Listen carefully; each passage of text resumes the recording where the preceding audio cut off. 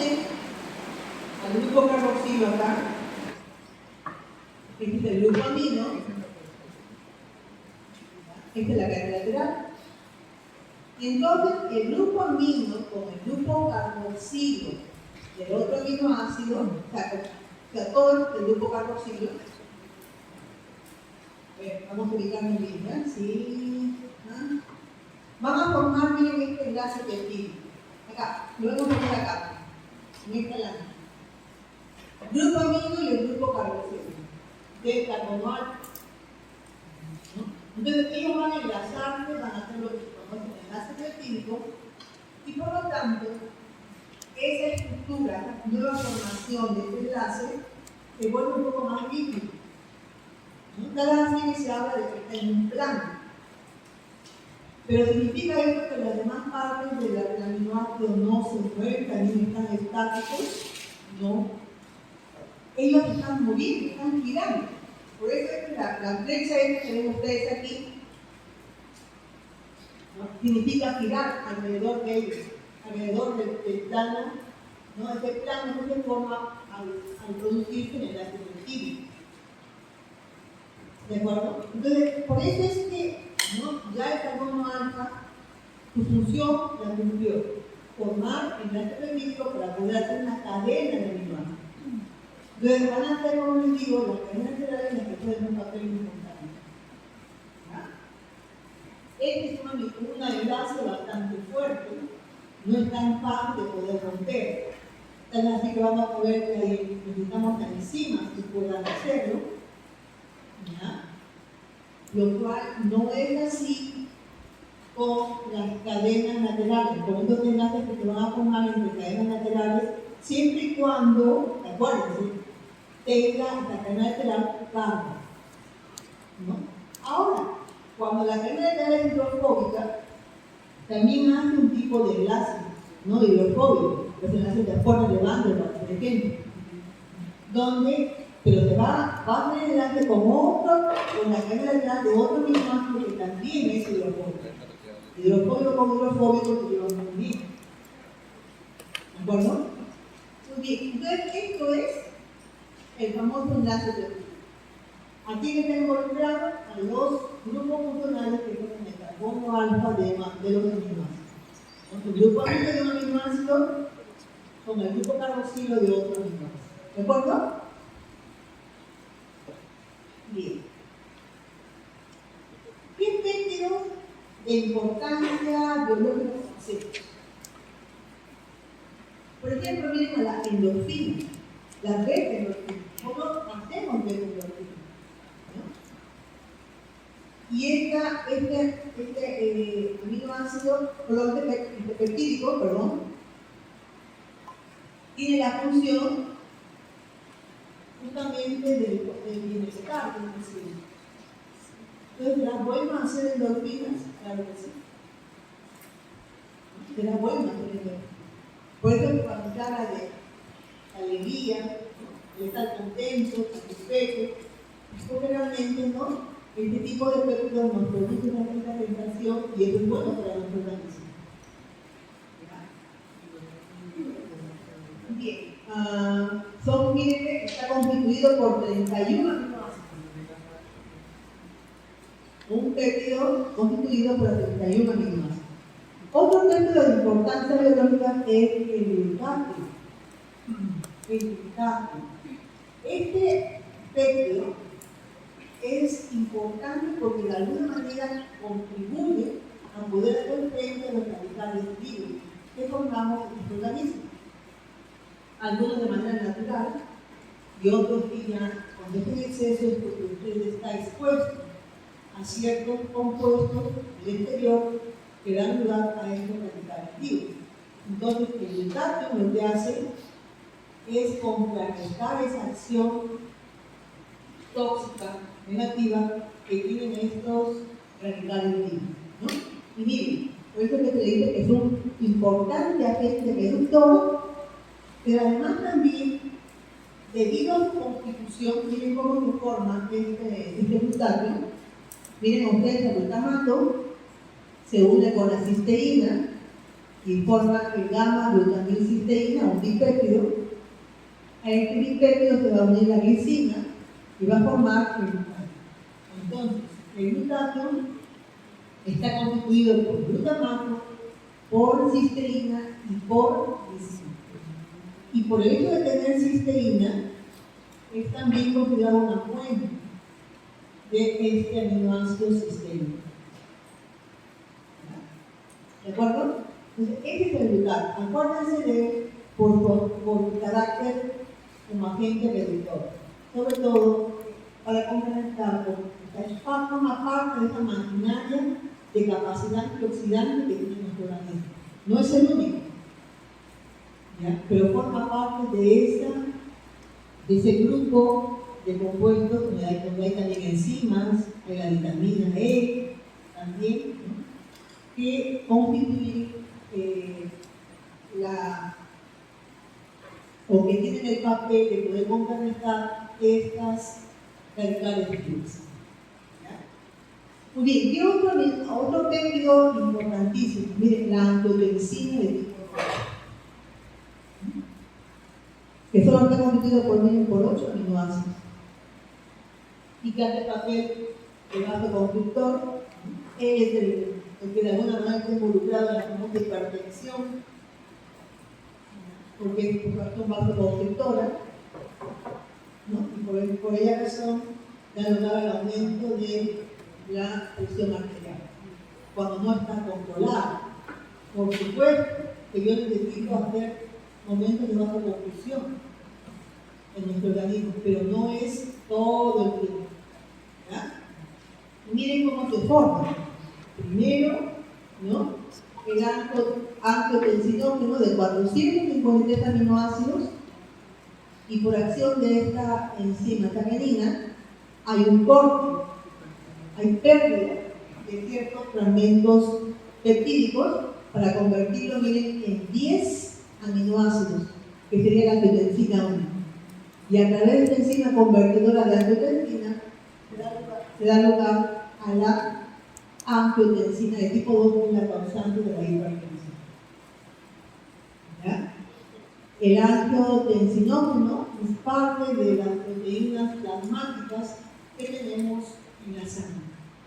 Cuando ustedes estudian proteínas plasmáticas, van a ver que hay el grupo de alfa 1, alfa 2 y el angiotensinógeno está en ese grupo de alfa 2. ¿Ya? Bien. ¿Qué otro efecto de importancia biológica? La oxitocina, que por lo general lo relacionamos, ¿no?, en las contracciones, ¿no?, para el parto, ¿verdad? Y está constituido, miren, por 9 aminoácidos.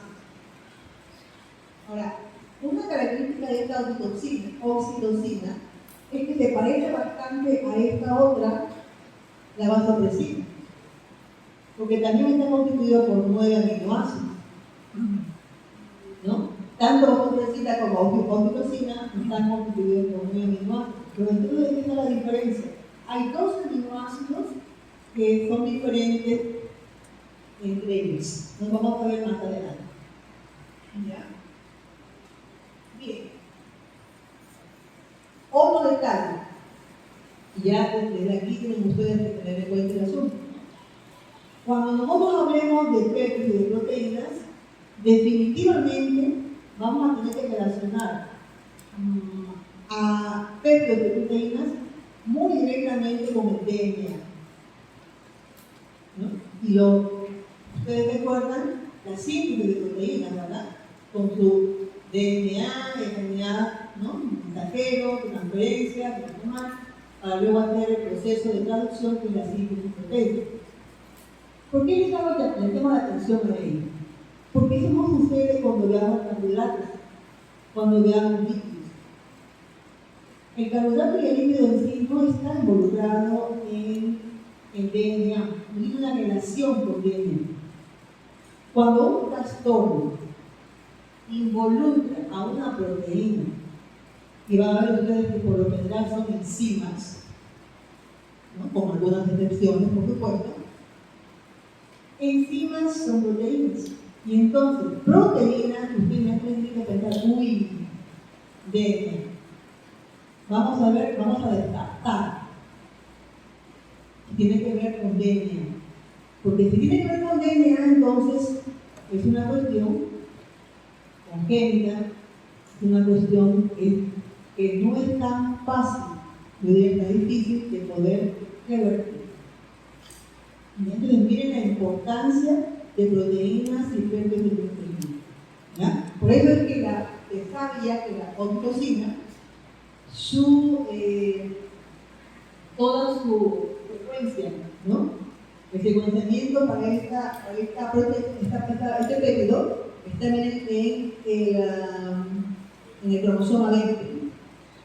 Ahora, con esto del proyecto Genoma Humano, que ya no es un proyecto, que es una realidad, ya todo está de alguna manera codificado. Sabemos en qué cromosomas se encuentra cada una de las proteínas que conforman nuestro organismo. Muy bien. Ahora veamos a la vasopresina. También un monotercio, y miren la diferencia con la oxitocina. Son estos dos aminoácidos que no los tienen. Fenilalanina y arginina. Si ustedes comparan esto con la oxitocina, no tiene fenilalanina en esta posición, 1, 2, 3. Y tampoco tiene arginina en la posición 4, 5, 6, 7, 8. Hay otro aminoácido en lugar de él. Entonces ahí es la diferencia. Pero miren cómo eso hace que estos péptidos tengan funciones diferentes, ¿no? Porque la función de esta vasopresina es incrementar la permeabilidad de los túbulos vitales de los conductos colectores por el agua. En otras palabras, es un regulador de la homeostasis de fluidos, por ejemplo, glucosa y sales de la sangre. También, o sea, fluido, glucosa, ¿no? Y sales de la sangre. Entonces, la diferencia de estos dos aminoácidos hace que complementariamente la función que tengan estos péptidos, que son muy parecidos, sea diferente. ¿Ya? Bien. ¿Qué otro tema de importancia tenemos que ustedes recuerden?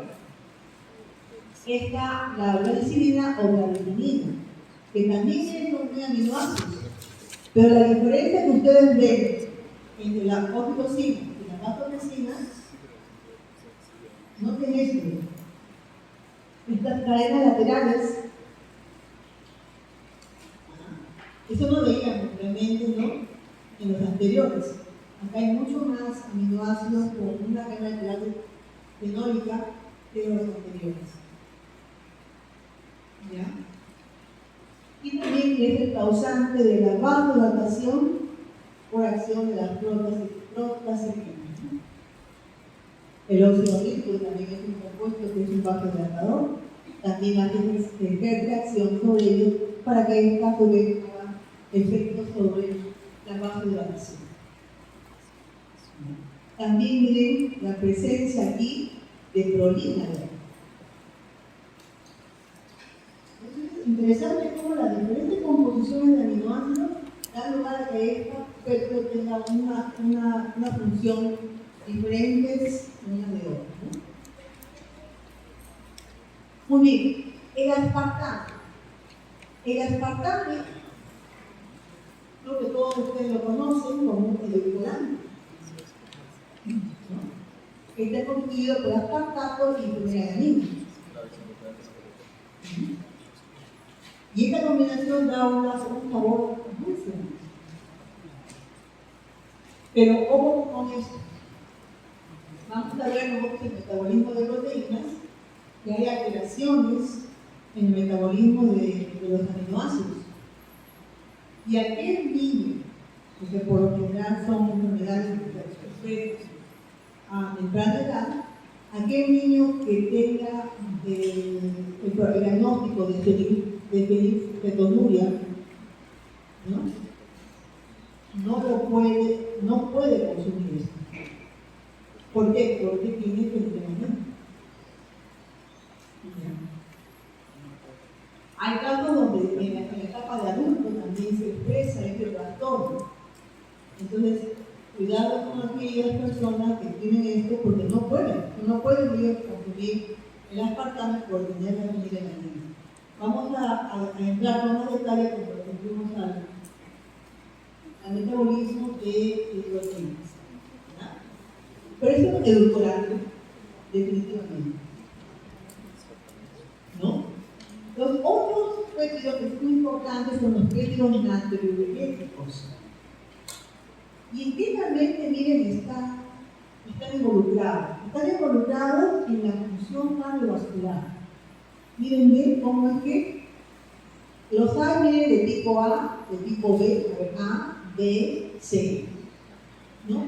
Constituyendo este tipo de estructura tridimensional. Y solo están conformados por 28, 32, 22 hasta 53 aminoácidos. O sea, no son muchos. Por eso también es considerado proteína. Es que la proteína es una macroproteína. Hablar de proteína es hablar pues de aminoácidos potenciales. ¿De acuerdo? Entonces, estos péptidos definitivamente dan para que se diferencien con una proteína. Y tienen esta función de regular la función de alguna manera cardiovascular, porque participan bien en la vasodilatación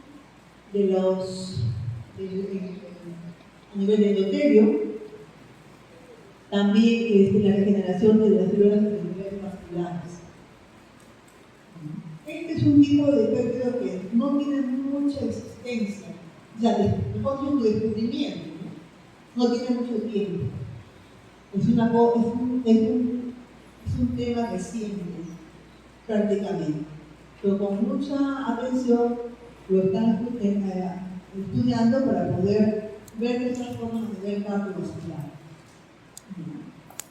Y noten bien que para poder hacer este círculo, acá hay dos cisteínas que al unirse, ¿no? O sea, al estar cerca forman un puente disolutivo. Entonces, por eso la forma circular que tienen, ¿no?, en su estructura. ¿Ya?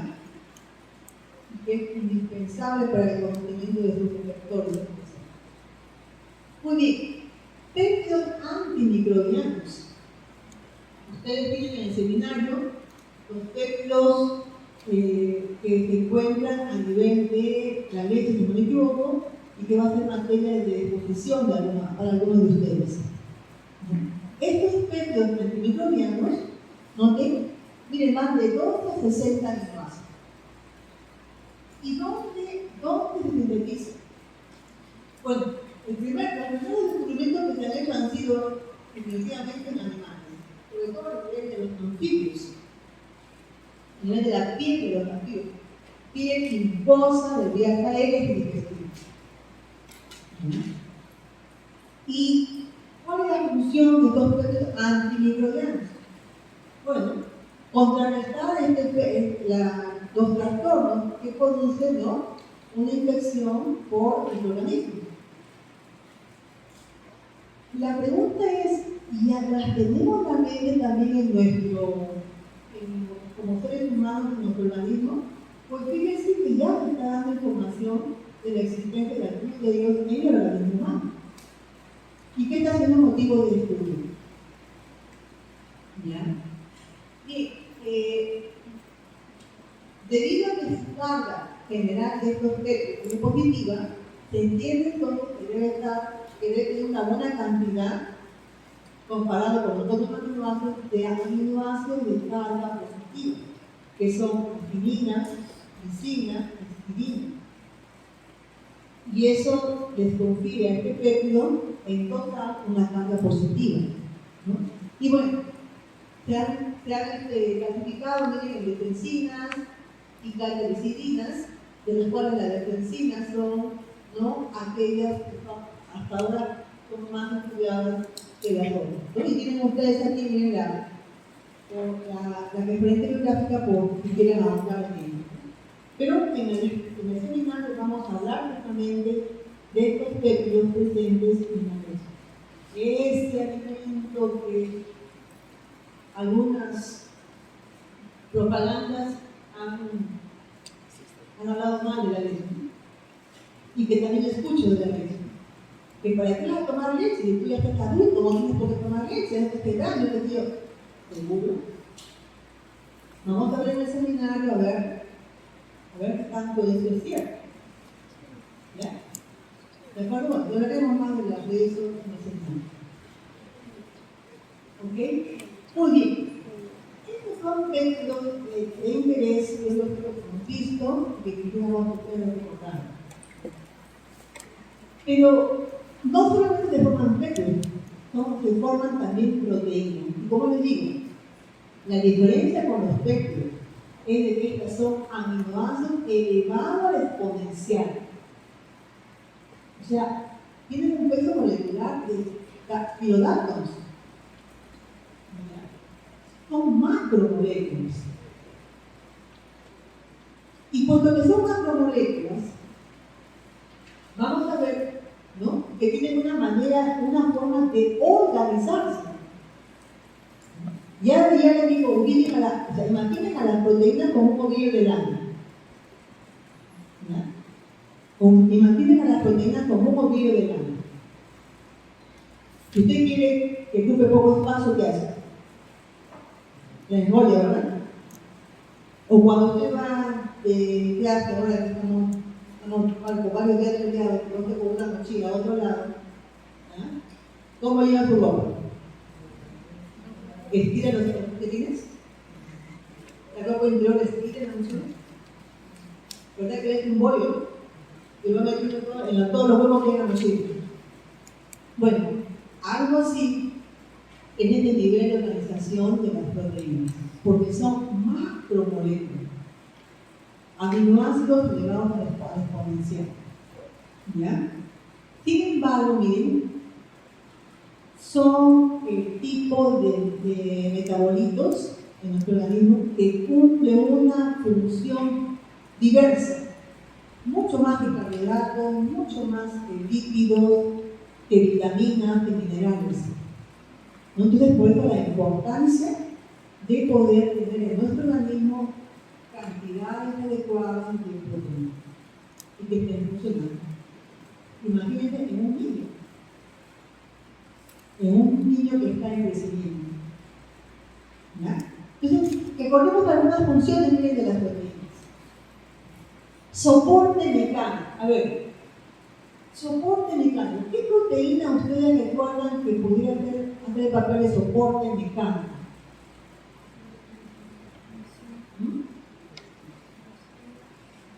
¿En quién piensan? ¿En qué proteína piensan?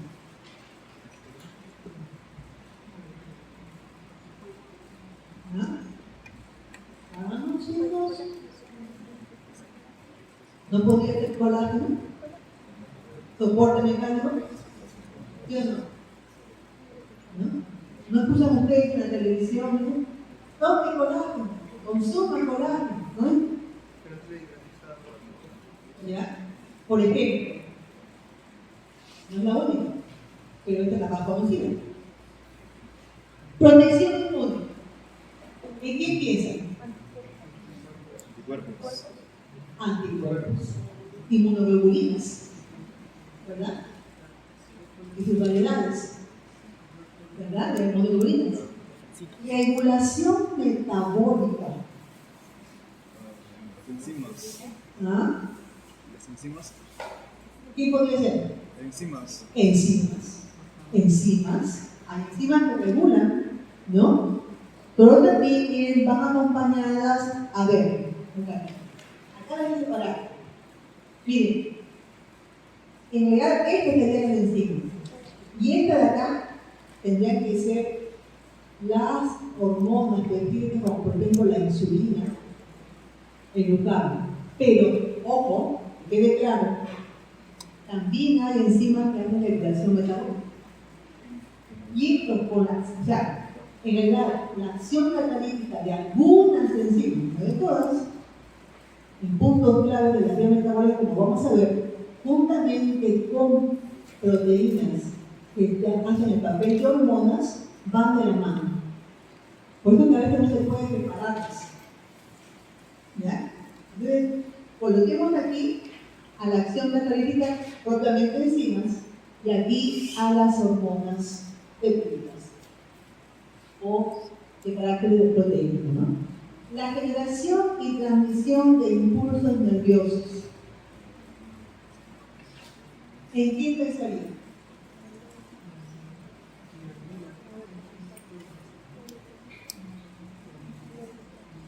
Generación y transmisión de impulsos nerviosos. ¿Sí? ¿Los neurotransmisores? ¿Lo escuchado? ¿Sí? Los neurotransmisores. ¿No? Y alguna otra proteína por ahí, cuando ustedes estudian fisiología, ¿no? Van a ver también también. ¿Ya? Muy bien. Transporte. Luego. Almacenamiento. ¿Ah? ¿Quién podría hacer almacenamiento?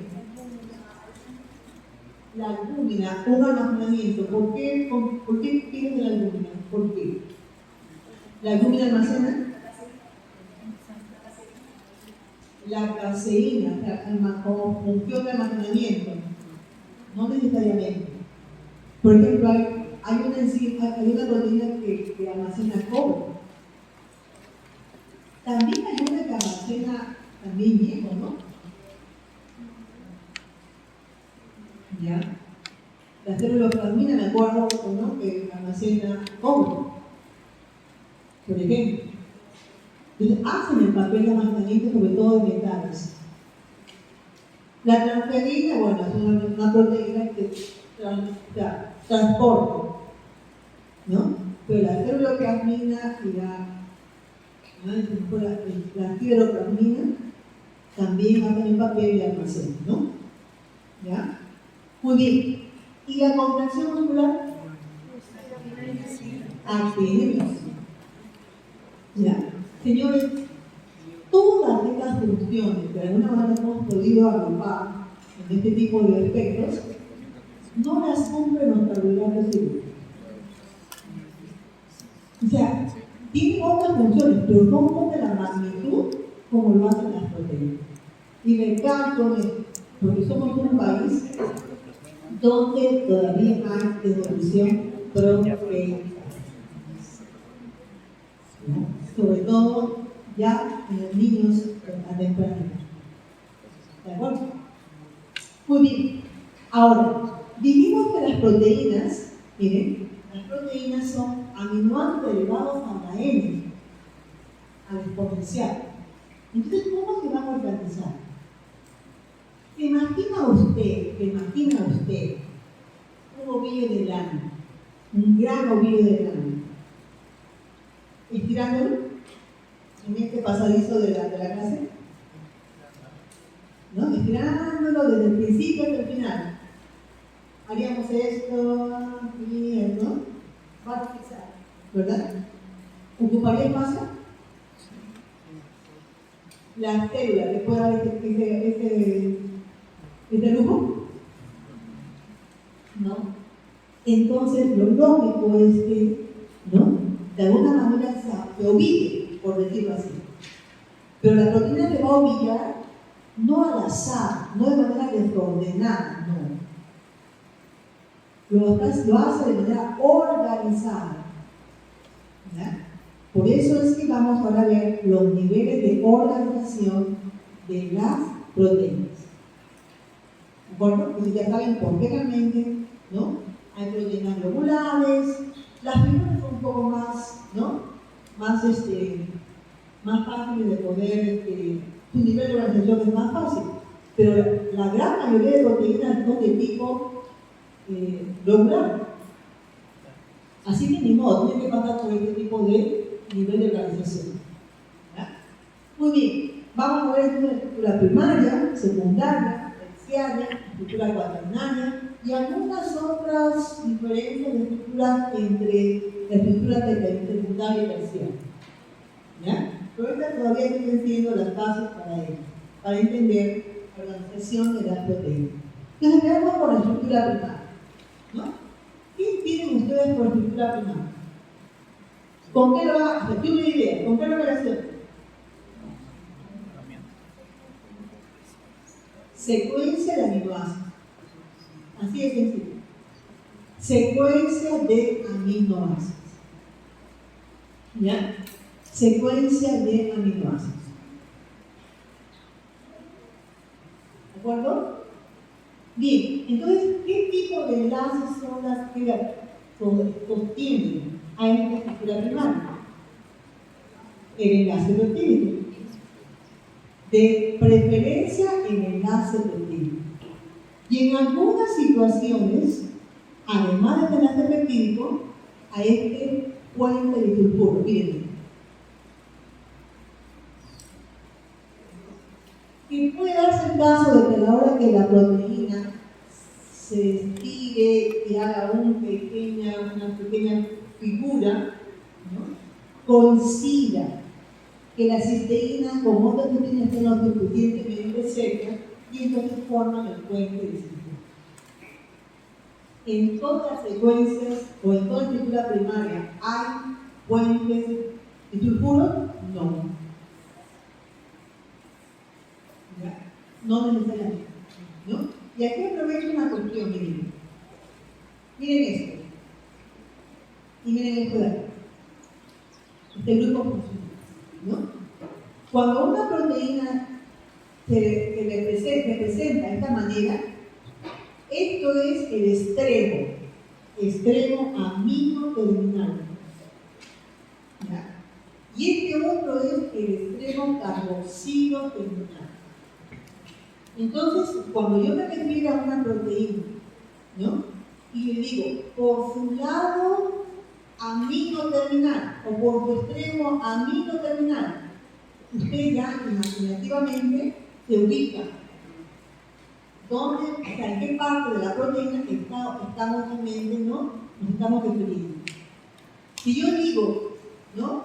Que tal cosa de la proteína está por su extremo carboxilo terminal, entonces usted se dará cuenta que el otro extremo, donde el grupo carboxilo está libre, ya no forma enlace peptídico. ¿Ya? Muy bien. Entonces, en conclusión aquí, ¿no? Estructura primaria, secuencia de aminoácidos y enlace predominante, enlace peptídico. En algunos casos, enlace puente de sulfuro. Que no necesariamente el puente de sulfuro es exclusivo de estructura primaria. También lo podemos ver en la estructura tercera, como vamos a ver más adelante. ¿Ya? ¿Hasta aquí está claro entonces? Seguimos entonces. Bien. ¿Será que la secuencia de aminoácidos es importante que uno realmente la sepa? La estudiemos, ¿no? ¿Sí?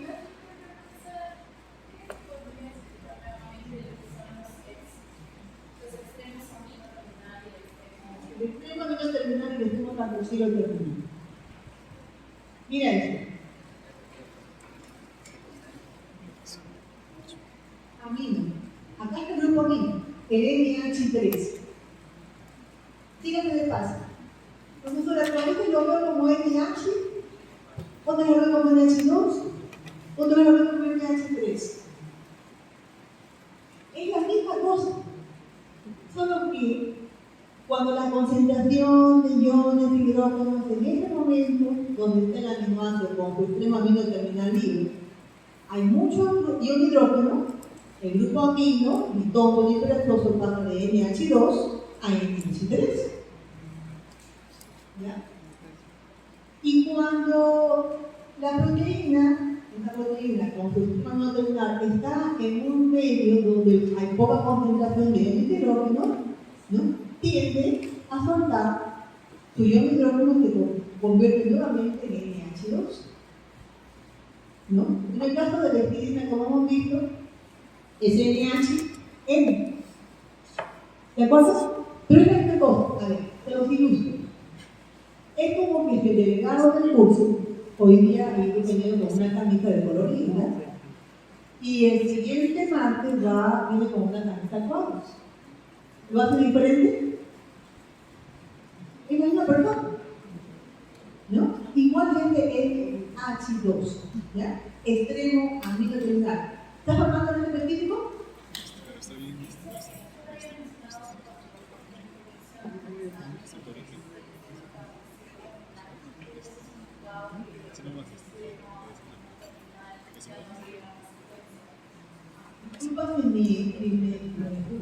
Disculpa si me equivoqué con la palabra aminocarboxilo, ¿ya?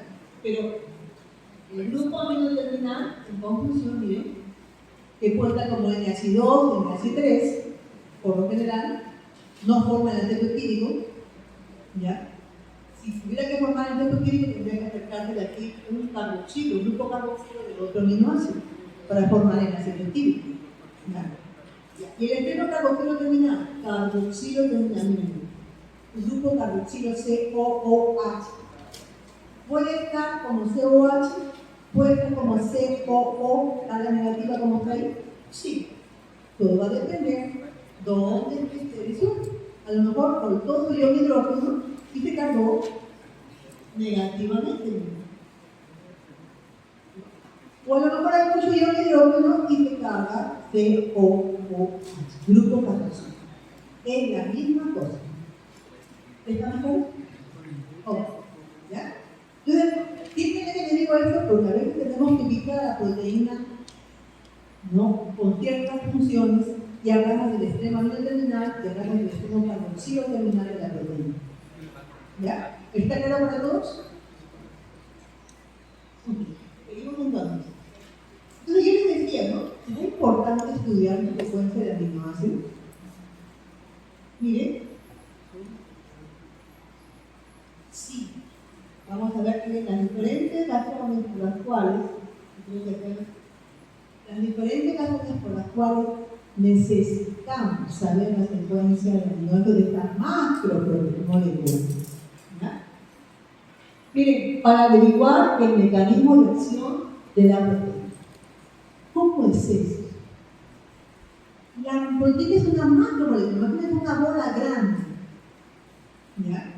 Pero resulta que en esta estructura tridimensional, una bola, que es una forma globular, hay un determinado lugar de la proteína que hace su acción biológica. ¿De acuerdo? No en cualquier sitio es responsable de la acción biológica. Y lo vamos a ver un ejemplo muy claro en el caso de las enzimas. ¿No? Y las enzimas se llaman así porque hacen catálisis, ¿no? Hacen digestión, catálisis. ¿Será que lo hacen en cualquier lugar de la macromolécula, de esa estructura globular? No. Lo hacen en un determinado lugar.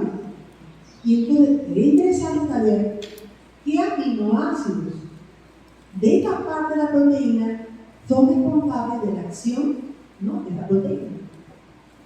¿No? ¿Pero por qué, profesora? Porque un trastorno donde esté involucrada esa proteína, no funciona la proteína, entonces debe ser porque los aminoácidos responsables de esa acción de la proteína están cambiados. ¿Están alterados o alterados? ¿De acuerdo? Entonces, al no estar allí los aminoácidos que correctamente hacen la acción catalítica o la acción, ¿no?, biológica de la proteína, que han cambiado los aminoácidos, entonces se produce la enfermedad. ¿De acuerdo? Por lo tanto, necesitamos saber eso. ¿De acuerdo? Bien, dice, para determinar la estructura tridimensional de la proteína. Claro. Por la secuencia de aminoácidos nos vamos dando cuenta, ¿no?, qué estructura tridimensional puede tener. Globular, netamente globular, medio ovalada, e incluso cómo puede realmente en algún momento abrirse la proteína, encogerse la proteína, porque, señores, estas moléculas, estos metabolitos, mejor dicho, nunca están estáticos. ¿Ya? Por favor, no piensen que están estáticas, ellas se mueven, se estiran, ¿no?, se encogen, ¿no? Es como que estirar una pierna, la otra, se están moviendo. Tienen prácticamente vida. ¿De acuerdo? Y se mueven en razón a la función que van a hacer. Si tú te mueves estirando las piernas porque te diga, va a caminar. ¿Verdad? Entonces, igual también lo mismo. Entonces, es importante saber esta estructura de comunidad. Y fíjate de paso, ¿no? Ya hay muchos estudios donde ya se sabe la secuencia de los animales de muchas proteínas. Por ejemplo, el proyecto de no humano. Bueno, están muy bien nuevo. Bueno, después miren esto. Secuencia de aminoácidos que tienen relación con el mensaje genético del ADN. Por ejemplo, una cisteína debería de estar en un determinado lugar de la proteína, en su secuencia de aminoácidos. En lugar de estar esta cisteína está una arginina, o está a lo mejor un aminoácido hidrofóbico. Yo puedo con el código genético saber a nivel de DNA dónde está la mutación. Claro que sí, porque cada aminoácido tiene un triplete, ¿verdad? Y si se cambió por otro aminoácido, yo averiguo el triplete de este aminoácido cambiado y puedo decir, aquí está la falla. Lo comparo con la proteína normal, ¿no? Y digo, aquí está la mutación. Por eso les decía, proteína tiene mucha relación con DNA. Lo que no se ve con carbohidratos, y con lípidos, ni con vitaminas, ¿no? Propiamente. ¿De acuerdo? Muy bien. ¿Y por qué también? Por alteraciones en la secuencia de aminoácidos producen con frecuencia anomalías funcionales de enfermedades. En otras palabras, señores, las enfermedades ya no están simplemente en los signos clínicos. Me duele la cabeza, me sube la presión, me desmayo. No. Antes de que usted vea el signo clínico, ha habido una alteración fisiológica. Profundicemos más. Esta alteración fisiológica es producto de una alteración bioquímica. Y esta alteración bioquímica es producto, muchas veces, de una alteración a nivel molecular, a nivel de la información genética que usted tiene. ¿De acuerdo? Entonces, esa es la importancia de estudiar la secuencia de aminoácidos de la proteína.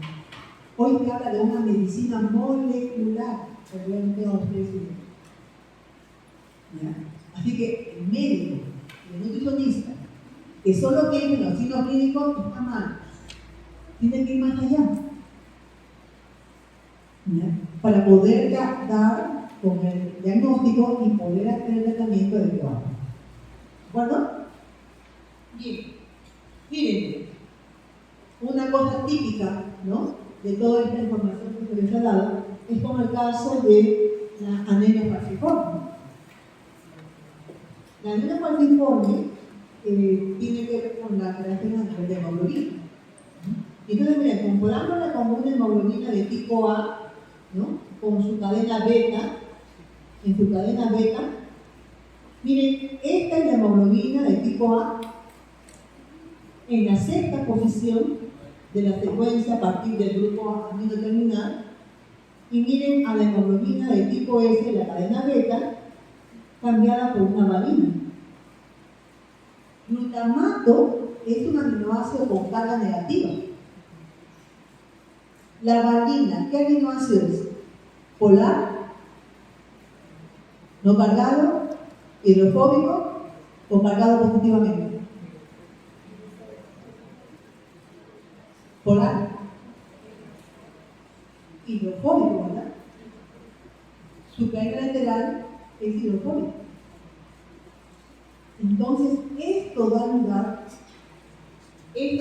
miren, a que la forma del glóbulo normal tenga este tipo de estructura en forma de hoz. Y además también le confiere propiedades fitoquímicas diferentes a un glóbulo rojo, porque fomenta la agregación. Y entonces, al agregarse este tipo de glóbulo rojo con esta forma de hoz, ¿no?, a la hora que va por los vasos capilares, se traba, ¿no? El glóbulo rojo, para poder pasar por un capilar, se enfoque a nivel del ano, al inicio, pasa, ¿no?, para luego volverse a hinchar. O sea, tiene esta flexibilidad. Esto, en esta forma, de ninguna manera, disculpen, en esta forma, de ninguna manera, contribuye, ¿no?, a este tipo de actividad de un glóbulo rojo normal. Y todo viene por este cambio de aminoácidos. Ahora, en esta posición, ¿cómo es esto? Ustedes van a ver en la literatura que una proteína, ¿sí?, a veces se habla, por ejemplo, el aminoácido, el aminoácido cisteína número 356. ¿Qué significa eso? Este número 356. En la secuencia de aminoácidos, estirado, ¿no?, ustedes del grupo amino terminal, usted va contando y corresponde a la posición 356. ¿Ya? Estirada la proteína. ¿De acuerdo? Pero cuando la proteína es globular, definitivamente no vamos a poder contar en la superficie posición 1, 2, 3, 4, no. Porque va a haber un momento que se va a encontrar la 356 con la, no sé, 58, ¿no?, o con el aminoácido que está en la posición 58, o con el aminoácido que está en la posición, no sé, 626. Va a depender de cuántos aminoácidos tenga. Bien, otro ejemplo, miren, es la insulina. La insulina, no peptídica, ¿verdad?, se forma, miren, en los islotes en la célula beta del páncreas, ¿no?, y está constituido, miren, por 86 aminoácidos, ¿verdad? ¿Sí? ¿No me equivoco? Y miren los puentes disulfuros.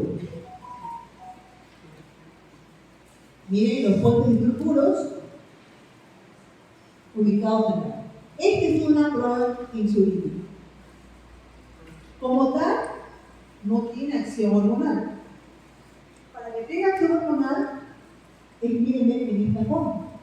Entonces, para ello, enzimas que están denominadas proteasas, representadas por estas tijeritas, van a hacer cortes en la proinsulina. De tal manera que liberan un péptido, al cual se denomina péptido 6, de más o menos 35 a 38 aminoácidos, y el resto de la proinsulina se ordena, se organiza de esta manera, conservando los puentes disulfuros. Solo así la insulina hace la función hormonal. ¿Puede servir este conocimiento para poder averiguar si la persona que es diabética es debido a que no produce una insulina adecuada? Sí. Esto que ven ustedes aquí, se elimina, ¿no?, a través de la orina, por sangre. Entonces yo podría dosar a este péptido 6, ¿ya?, y si lo encuentro, yo puedo decir, sí hace síntesis de insulina en tu forma activa. Y es más, existen sistemas donde se mide este péptido 6. ¿De acuerdo? Pero pudiera también ser que hayan individuos de diabetes, sobre todo de tipo 1, que tengan esta secuencia de la insulina de alguna manera alterada. En lugar de formar 3 puentes disulfuros, a lo mejor hay uno que no se forma. ¿Por qué? Porque esta cisteína que está en esta posición ya no es cisteína, es otro aminoácido. Entonces, en conclusión, Y eso divide solamente la diabetes de tipo 1 joven con diabetes tipo 1. Ah, que no produce insulina, nada, se acabó. ¿Y ahí me quedo? No. Ya hay estudios que incluso van más profundamente a saber, está bien, no produce insulina, pero ¿por qué? ¿Qué es lo que está fallando? ¿Qué es lo que realmente no funciona? ¿Y saben por qué? Porque la idea es poder proporcionarle a ese individuo, a ese joven, una insulina con la secuencia de aminoácidos lo más cercano a aquella insulina que nos produce. Y a raíz de eso que se vio que la insulina del cerdo era más compatible con el humano. ¿Se dan cuenta? Además que también hoy en día se habla de uso de hacer una síntesis de insulina, ¿no? en el laboratorio, porque si solamente son de pocos aminoácidos, se puede hacer una síntesis. ¿Ya? Pero ¿cómo hago la síntesis en el laboratorio? ¿Cómo tú sabes la secuencia de aminoácidos? ¿De acuerdo? ¿Está claro? Entonces miren hasta dónde claramente es importante la secuencia de aminoácidos, ¿no? Estructura primaria. Ok, muy bien. Ya vimos la estructura primaria. La estructura secundaria es un primer replegamiento de la proteína, ¿no? Y lo va a hacer haciendo formas. La famosa alfa-hélices, la hoja plegada, ¿no? La alfa-hélice, imaginen ustedes en este momento una escalera caracol, ¿no? Una escalera caracol haciendo el peldaño entre un aminoácido que usted marcó 1 con el cuarto aminoácido que da la vuelta. Y hace ahí usted un peldaño. ¿Ya? ¿De acuerdo? En este tipo de estructura secundaria, ¿no? Miren, este puente de hidrógeno se hace entre los grupos CO del enlace peptídico y el grupo NH del otro aminoácido que está en la posición número 4. ¿No? Entonces, imagínense usted, entonces, como le digo, a la escalera caracol. Usted la hace girar, ¿no? Marca usted un aminoácido tipo número 1, ahora doble, y que coincide con o sea, que se acerca el cuarto aminoácido al aminoácido número 1, y ahí hace usted un puente de hidrógeno. ¿Entre quién? Todavía en el enlace peptídico ejerce aquí su acción. No solamente haciendo el enlace peptídico, sino también contribuyendo a formar puentes de hidrógeno entre el grupo carbonilo del enlace peptídico del aminoácido número 1 y el grupo amino del aminoácido que está en la posición 4. ¿Está claro esto? Ahora nunca, porque después no lo van a volver a ver. ¿Ya? Y las cadenas laterales van hacia los extremos. ¿De acuerdo? Entonces, bueno, este es el famoso alfa-hélice, ¿no? Entonces, el tipo de enlace que fomenta este tipo de estructura son puentes de hidrógeno, como tienen ustedes aquí, entre un oxígeno y un hidrógeno. Claro, el grupo carbonilo, el grupo O, el grupo carbonilo y el grupo y el hidrógeno del NH, ¿no? Del primero y del cuarto aminoácido respectivamente. Y pueden ser de estrógenas y glucógenas. En cambio, miren la hoja plegada. La hoja plegada es, a ver, imaginen ustedes unas calaminas en un nivel y en otro nivel, ¿no? Enlazándose entre ellas por puentes de hidrógeno. También, ¿quiénes hacen esos puentes de hidrógeno? El grupo carbonilo y el grupo alfa-amino de los aminoácidos que están, ¿no? Para la redundancia, constituyendo el enlace peptídico. ¿Ya? ¿Está claro esto? Entonces, carbono alfa, miren, hace un enlace peptídico y también haciendo puentes de hidrógeno.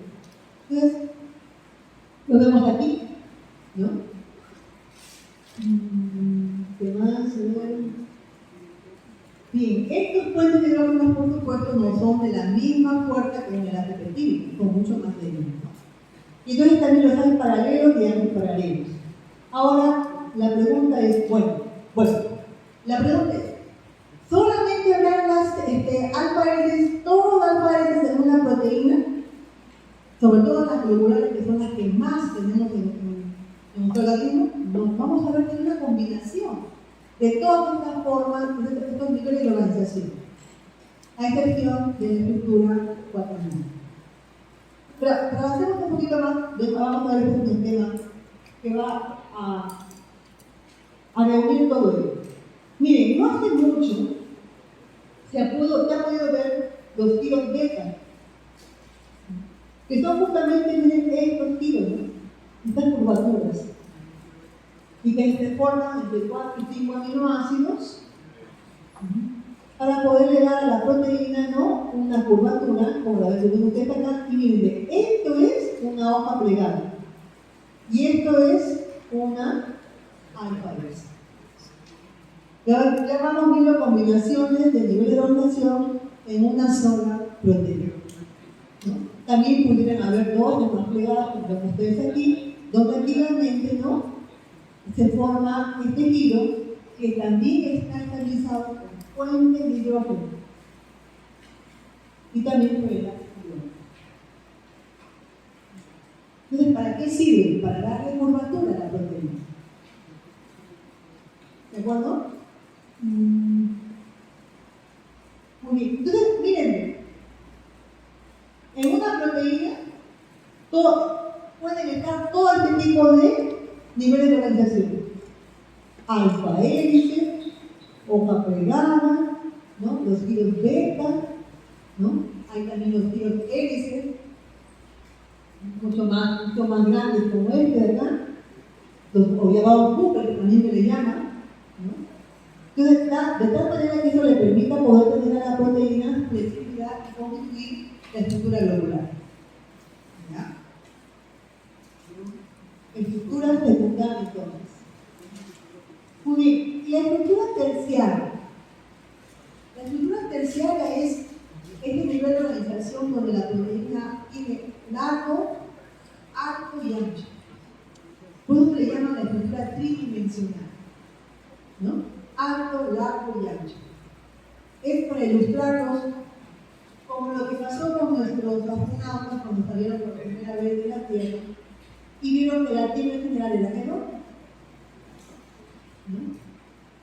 Vamos a ver, si la vemos de ver a la proteína, vamos a ver que ya tiene la gran mayoría que ya tiene una constitución globular. Esa es la estructura tridimensional. ¿Ya? Y las puedes ver, miren, de tipo fibrosa, ¿no? Lineal, como ven ustedes aquí, globular, que son las que más tenemos, o también constituyen este tipo de estructuras, que son las proteínas que se encuentran en la membrana externa de la mitocondria, ¿no? Las llamadas porinas. Miren, son puras hojas beta, haciendo una especie de cilindro por su interior pasar moléculas mucho más grandes que iones, ¿no? Y algunos otros metabolitos. ¿Ya? De acuerdo, esta es la estructura tridimensional. Entonces, el espacio largo, alto y ancho de la proteína, ¿no? En el espacio. ¿Qué gases son las que se ubican a esta estructura terciaria? Pues miren, los hay puentes de sulfuros, como ven ustedes aquí, ¿no? Puentes electrostáticos, como ven ustedes acá también. Por eso les decía que los puentes de sulfuro no son una exclusividad solamente que pueden ser aminoácidos. También lo son en la estructura terciaria. Hay también, a ver, este sería un puente de hidrógeno, ¿no? Este sería un enlace hidrofóbico, con interacciones hidrofóbicas, fuerzas de Van der Waals, también, porque los hidrofóbicos también pueden hacer enlaces mucho más débiles los enlaces, ¿no? Pero tiene que ser entre la cadena lateral de un hidrofóbico con otro hidrofóbico. Entonces, todo ello contribuye a la estructura tridimensional de la proteína. ¿De acuerdo? Muy bien. El otro tipo de estructura o de nivel de organización que tiene la proteína es la estructura cuaternaria. Todas las proteínas proteínas tienen estructura cuaternaria? No, no las tienen.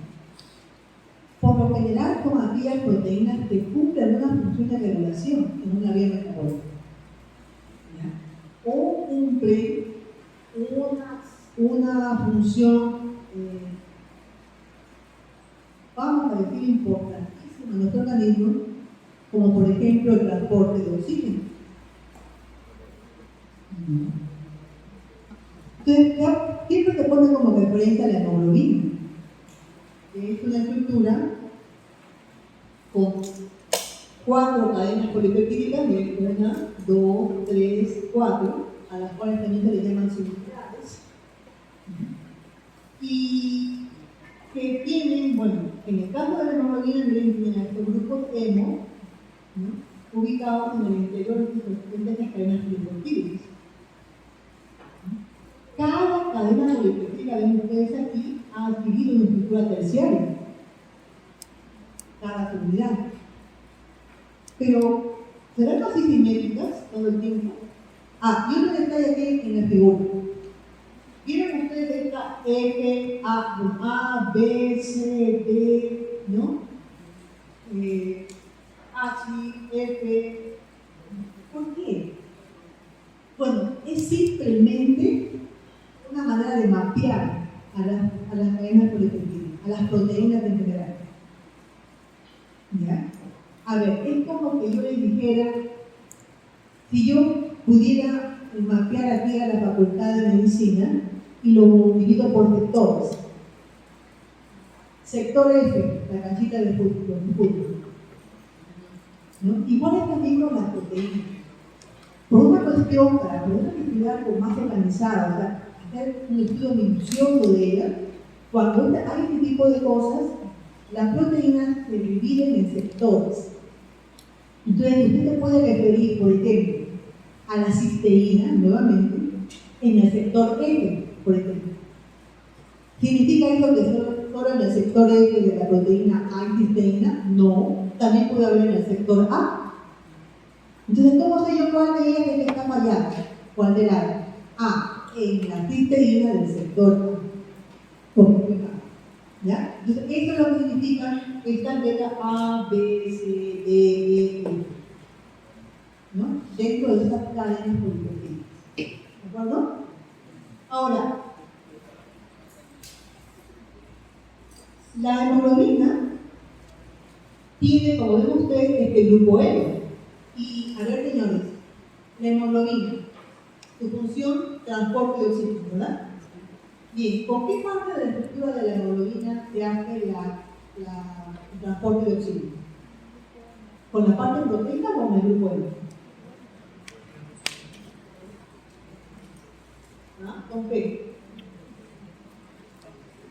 ¿Con qué parte de la estructura de la hemoglobina se hace la movilización del grupo hemo? ¿Con la parte proteica o con el grupo hemo? Con el grupo hemo, ¿verdad? Entonces, me pregunto yo a ustedes, si el grupo hemo hace la función de transporte, ¿qué hace la proteína entonces? ¿Por qué necesito una proteína con 4 cadenas polipeptídicas? Si con el grupo hemo me puedo simplemente abastecer y punto y nada más. ¿Esa es la función? ¿Qué opinan ustedes? ¿Qué dicen? ¿Será un desgaste, un derroche realmente de esfuerzo?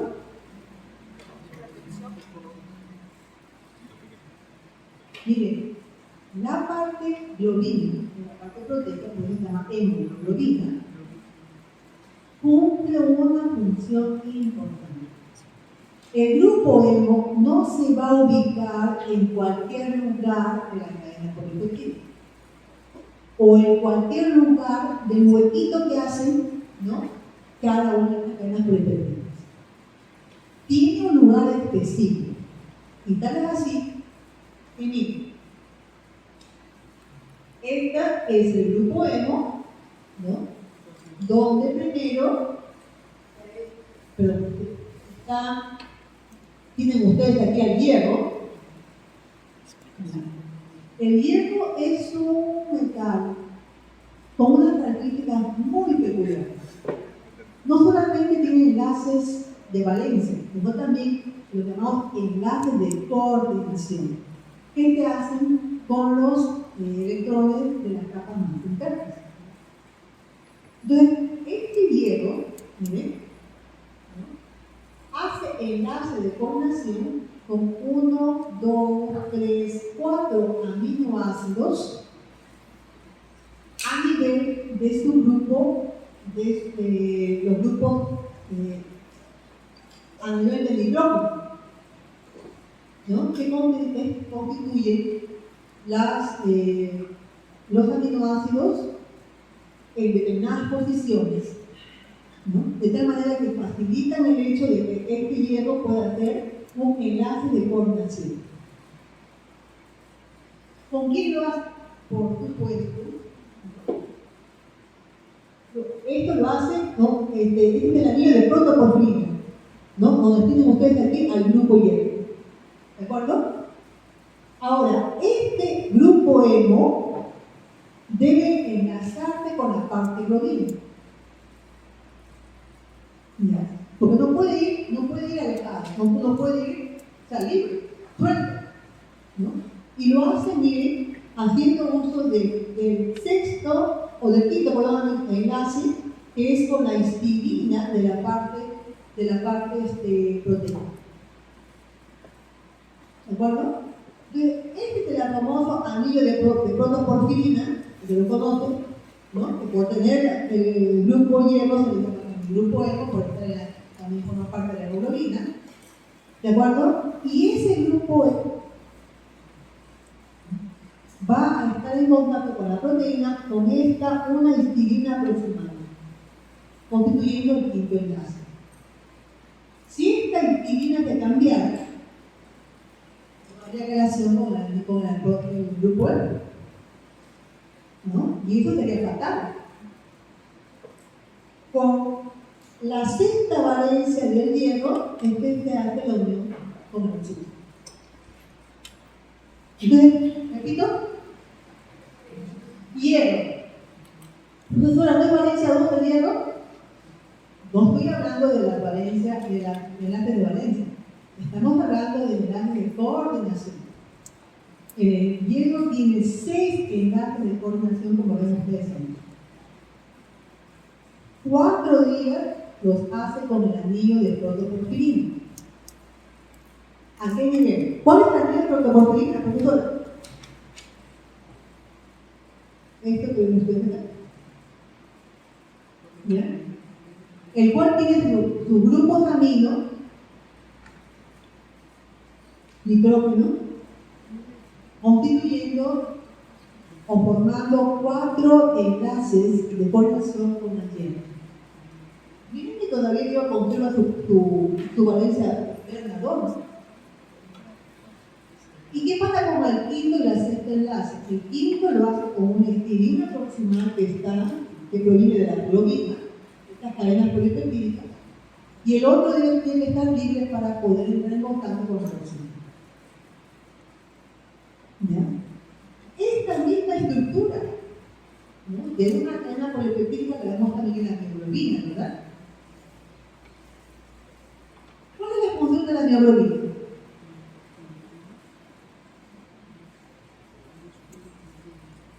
¿Cuál es la función de la mioglobina? ¿Dónde lo ubicamos? Mioglobina. ¿Músculo? ¿En el músculo? ¿Qué función hace en el músculo? También transporte de oxígeno, ¿verdad? ¿No? Y entonces, ¿por qué no nos quedamos solamente con la mioglobina en lugar de hacer hemoglobina? Si la mioglobina hace también la función de transporte, ¿por qué tengo que tener hemoglobina? ¿Por qué no me quedo solamente con la mioglobina y ya pues hago el transporte de oxígeno en todo nuestro organismo? ¿Cree que usted tiene una ventaja de usar hemoglobina a mioglobina? A ver, chicos, ¿qué piensan? Por la estructura que tiene. ¿Qué ventaja? Hay una ventaja. A ver, adelante, hay una ventaja. Pero ¿qué está la ventaja? A ver. por la estructura, una ventaja. Pero la hemoglobina es muy complicada. La hemoglobina es solamente una, la hemoglobina es solamente una de estas. Una de estas es la hemoglobina.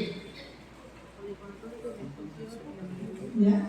La hemoglobina es 1, 2, 3, 4 veces la hemoglobina. ¿Por qué? ¿Cuál sería la ventaja? ¿Por qué es la ventaja? ¿Ah? Si ambas aportan oxígeno. Yo escucho un murmullo, pero no creo, no le entiendo. Pensando, señores, porque el cerebro se atrofia. Usted no le repite esta atrofia. ¿Por qué creen ustedes?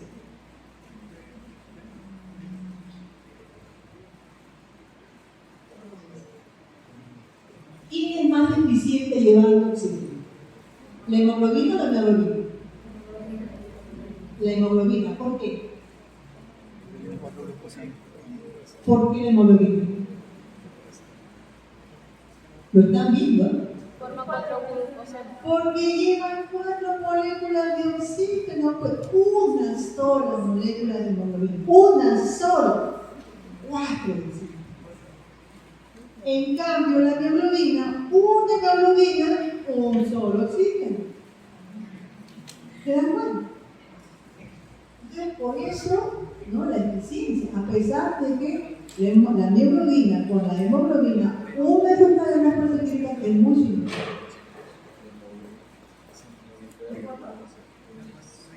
Entonces, todo tiene su razón de ser. Muy bien. Aquí hemos visto, miren, que son 4 cadenas polipeptídicas iguales. Bueno, ¿no? 2 alfa, 2 beta. ¿Verdad? ¿Será siempre así? 4, 6, 8, todo en par. No necesariamente. Miren el caso de la estructura cuaternaria de esta proteína, la proteína quinasa A. Tienen ustedes aquí, miren. Coincide en que son 4 cadenas polipeptídicas, 2 a 2, donde una de ellas hace el papel de reguladora, otra hace el papel catalítica, porque tiene una enzima. Y para que pueda hacer también catalítica, tienen que estas 2 cadenas polipeptídicas que tienen papel de reguladora, tienen que separarse para poder dejar libre las cadenas polipeptídicas que son propiamente catalíticas y antireactivas. Otro tipo de proteína viene en esta de acá. La aspartato transcarbamilasa, constituido, miren, por 6 unidades catalíticas y 6 unidades reguladoras. Y estas son enzimas, ¿no? Estas son enzimas reguladoras, el diámetro de corte. Entonces, no necesariamente con 4 a 4, también las pueden haber de manera impar. Bien. El colágeno, ¿no? El colágeno tiene una estructura muy diferente a la mayoría de ellas que son globulares. Estas son de tipo fibroso y están constituidos, miren, por 3 cadenas polipeptídicas. Cada una en diferentes colores.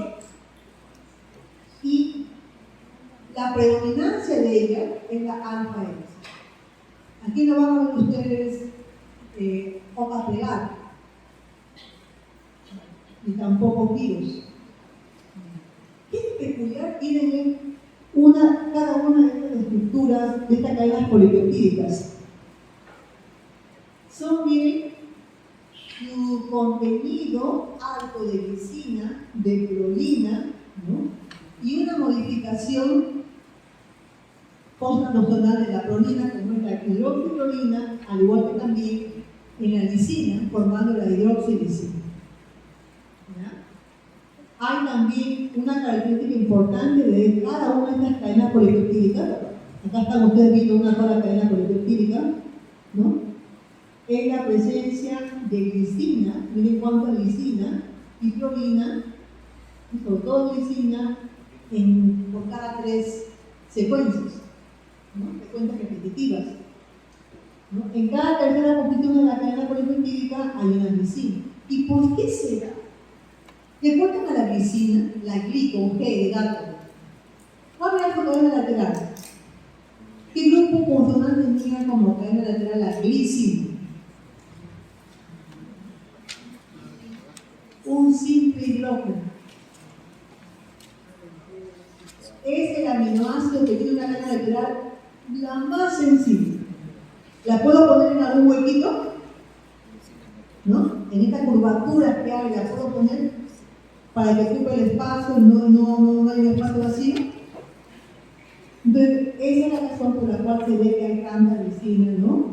En la estructura de la cadena polipeptídica del colágeno. Pero bien, a ver, ¿qué otra cosa importante tiene la glicina? El colágeno. Importantísima esa hidroxilación en aminoácidos como prolina y como glicina con L.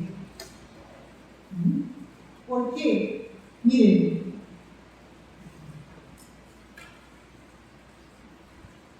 ¿Recuerdan el despermuto? Ya. Profesora, la falta de vitamina C produce escorbuto. Bueno, explícamelo bioquímicamente. ¿Por qué? ¿Por qué la falta de vitamina C produce escorbuto? Explícamelo bioquímicamente. Porque miren, para que ocurra la hidroxilación de la prolina por esta enzima, prolina hidroxilasa, yo necesito vitamina C y hierro. Lo mismo es con la glicina para convertirse en hidroxilisina.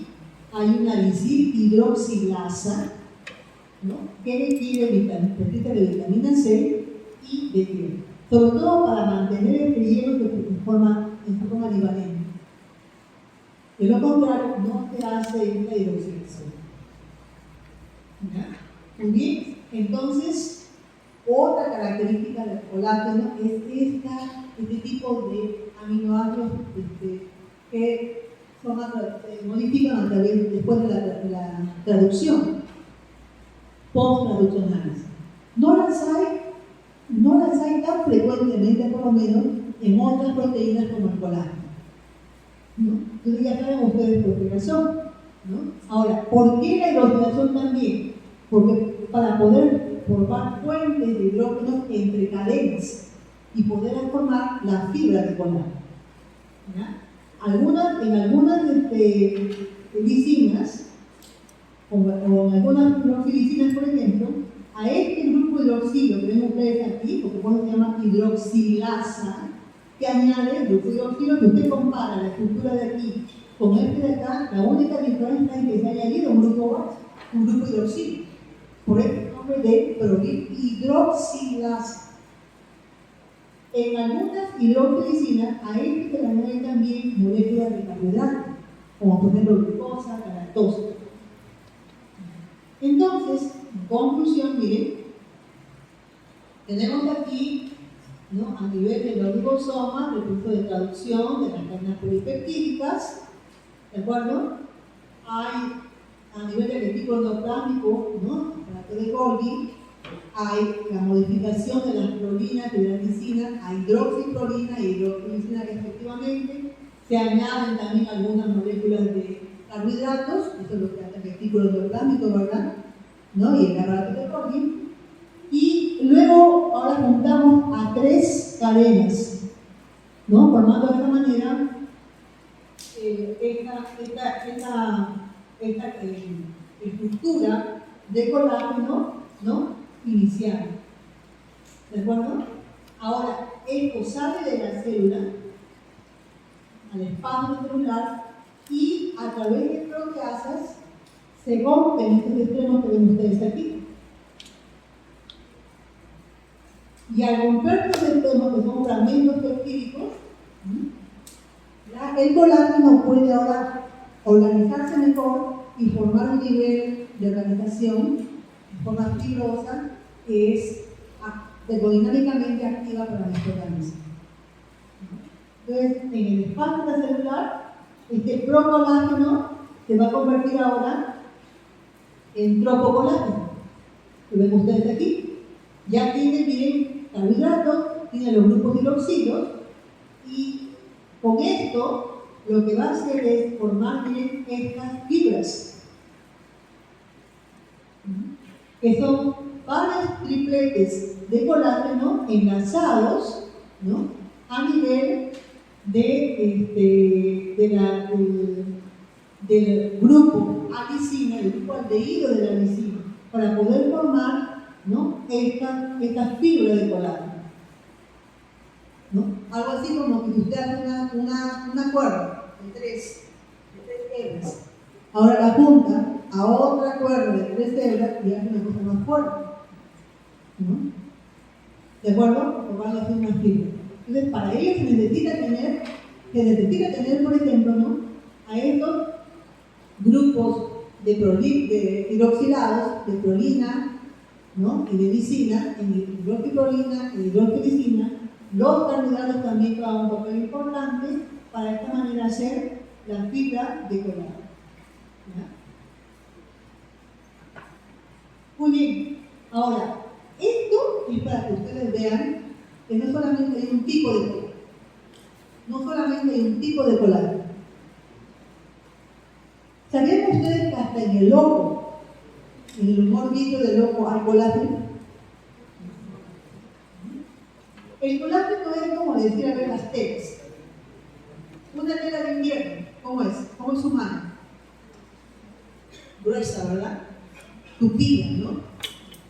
Y una tela para verano, delgada, la rama no es tan, la malla no es tan tupida, ligeramente, ¿no? Pues imaginen así eso en el humor vitro. Imaginen ustedes esa malla tupida para la estructura de los huesos, en el soporte de los huesos. ¿Ya? Entonces se conocen varios tipos de colágeno.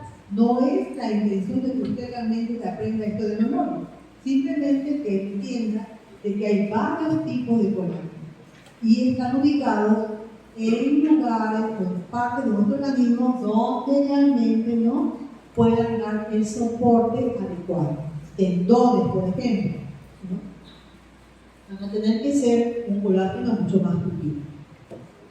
¿Ya?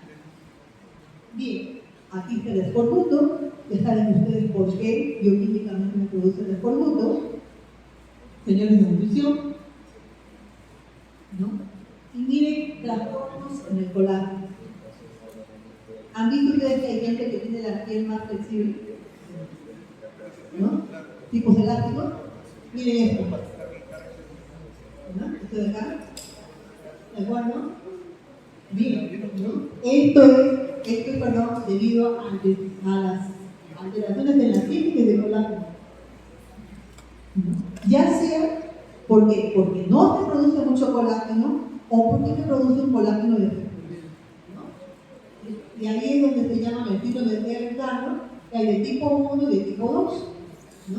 Y miren, algunos son autosómicos dominantes, ¿no?, y esto significa que hay defectos en los genes que codifican la estructura del colágeno, y algunos son de tipo recesivo, ¿no?, que su defecto está en genes que codifican las enzimas que modifican la molécula del colágeno. Y otro aspecto, miren, la osteogénesis imperfecta, también aquí es una falla a nivel de colágeno tipo 1. Miren la estructura de los huesos, de esta manera, en una osteogénesis imperfecta. ¿Bien? ¿Alguna pregunta? ¿Hay algo que haya quedado en el contrario? ¿Todo claro? Muy bien, señores, entonces, si no hay preguntas, podemos hacer un break.